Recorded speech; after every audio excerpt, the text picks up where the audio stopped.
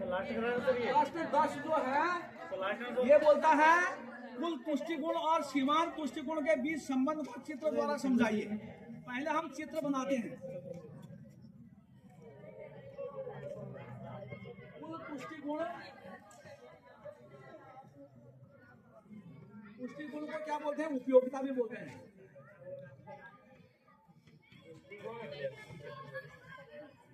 एवं सीमांत पुष्टिगुण यानी इसको उपयोगिता।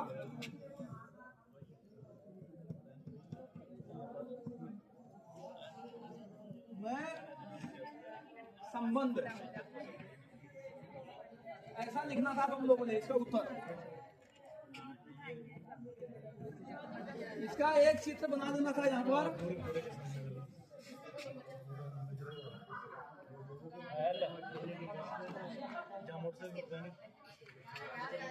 और यहाँ लिख लेना था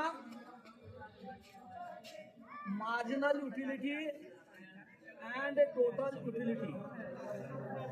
और यहाँ लिखना था वस्तु की इकाई।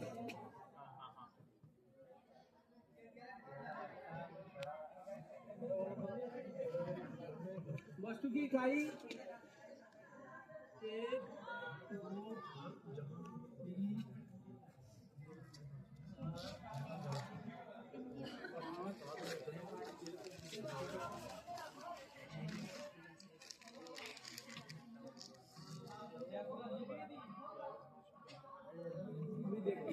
और यहाँ पर कितना से कर लेना था? चलो 2 से 2, यहाँ माइनस का 2 भी करो। -2, 2, 4, 6, 8।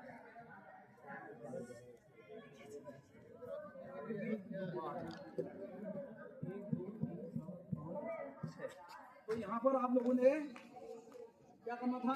1 से उपयोगिता मिली बार की। 1 से उपयोगिता कितनी मिलेगी? बार की। तो फर्स्ट रोटी खाने से उपयोगिता बार की मिली। और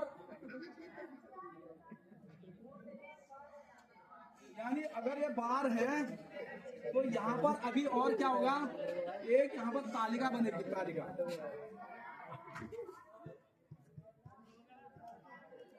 तालिका बनी। यहाँ पर जो है मार्जिनल यूटिलिटी, यहाँ पर टोटल यूटिलिटी होना था। यहाँ पर वस्तु की इकाई, ठीक है।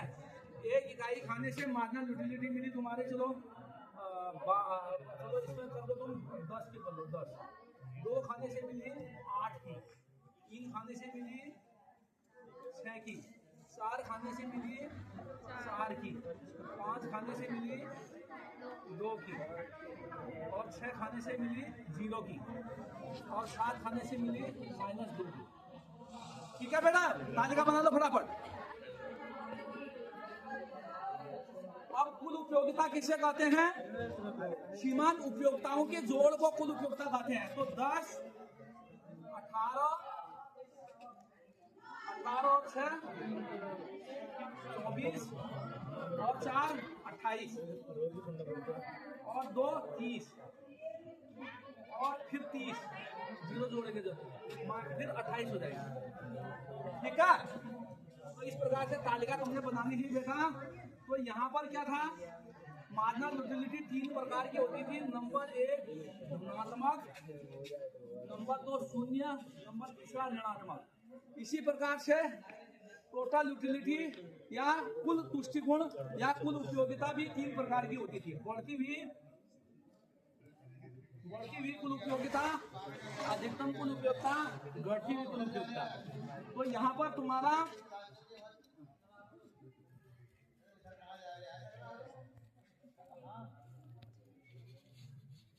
हो रहा है 5, 10, 15, 20, 25, 30 कर लो। ठीक है, क्योंकि ये तालिका के आधार पर। अब 1 से कितनी उपयोगिता मिली? 10 की। 1 से उपयोगिता मिली 10 की, तो यहाँ पर 1 हो जाएगा। 2 से उपयोगिता मिली तुम्हारी 8 की, तो ये 8 हो जाएगा। तो यहाँ पर ये 8 हो जाएगा। बात मत कर भाई। 3 से उपयोगिता हो जाएगी तुम्हारी 6 की। 3 से उपयोगिता अगर 6 की है तो यहाँ पर हो जाएगा 3 से 6। 4 से उपयोगिता मिली तुम्हारी 4 की, 4 का मतलब यहाँ पर हो जाएगा। और 5 से उपयोगिता मिली तुम्हारी 2 की, तो 2 की यहाँ पर हो जाएगा 2, चलो ठीक हो गया। और 6 से उपयोगिता मिली 0 की, 6 से 0 हो जाएगा। और 7 से -2, तो -2 यहाँ पर 7 हो गया। और -2 यहाँ पर हो जाएगी, तो इनको मिला दो। अभी बताते हैं आप लोगों को। तो इसको मिला दिया तो ये हो जाएगा तुम्हारा मार्जिनल यूटिलिटी, यानी सीमांत पुष्टिगुण।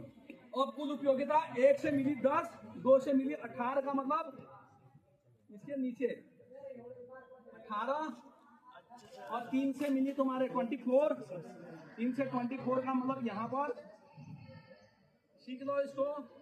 और 4 से मिली तुम्हारी 28, 4 से 28 का मतलब हो जाएगा तुम्हारा यहाँ पर 4 से 28। और 5 से मिले तुम्हारा 30, 5 से 30 का मतलब हो जाएगा तुम्हारा 30, 5 से 30। और 6 से भी 30, 6 से भी 30। और 7 से 28, 7 से 28 का मतलब यहाँ पर। तो ये इसको भी मिला दो, बहुत सरल है, और ढंग से देखना आप लोग। ये मिला दिया और ये टोटल यूटिलिटी हो जाएगा। और यहाँ पर जहाँ पर सीमांत उपयोगिता, जहाँ पर कुल उपयोगिता अधिकतम होती है वहाँ पर सीमांत उपयोगिता 0 होती है। तो इसको इस प्रकार से यहाँ पर सीधे यहाँ पर कर दिया। और यहाँ पर एरो में क्या करोगे तुम, पूर्ण तृप्ति बिंदु, पूर्ण तृप्ति बिंदु है यहाँ पर। ठीक है, अब हो गया, बहुत ही सरल था ये। इसके संबंध लिखना था। नंबर 1, जब सीमांत उपयोगिता, सीमांत पुष्टिगुण या उपयोगिता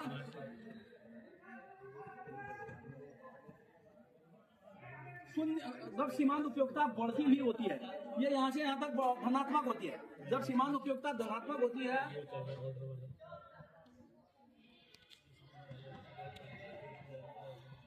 तो कुल उपयोगिता क्या होती है बच्चों? तब कुल उपयोगिता क्या होती है? यहाँ पर बढ़ती हुई होती है।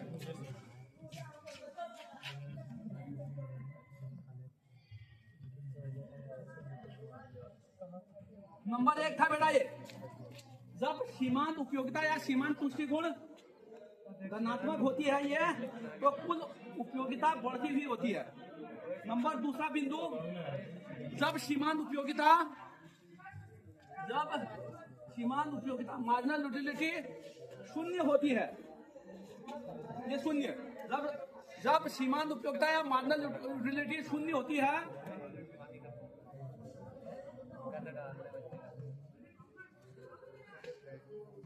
तो कुल उपयोगिता क्या होती है बेटा? कुल उपयोगिता, रुको, कुल उपयोगिता क्या होती है? अधिकतम होती है। तो टोटल यूटिलिटी अधिकतम होती है।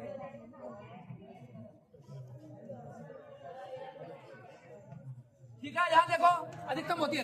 3 बिंदु है। नंबर 3, जब सीमांत उपयोगिता मार्जिनल यूटिलिटी ऋणात्मक होती है, यह ऋणात्मक होती है,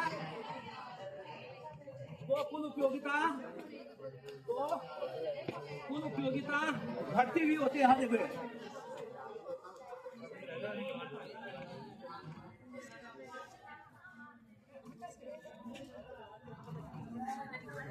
तो ये प्रश्न तुम्हारा 5 नंबर का था।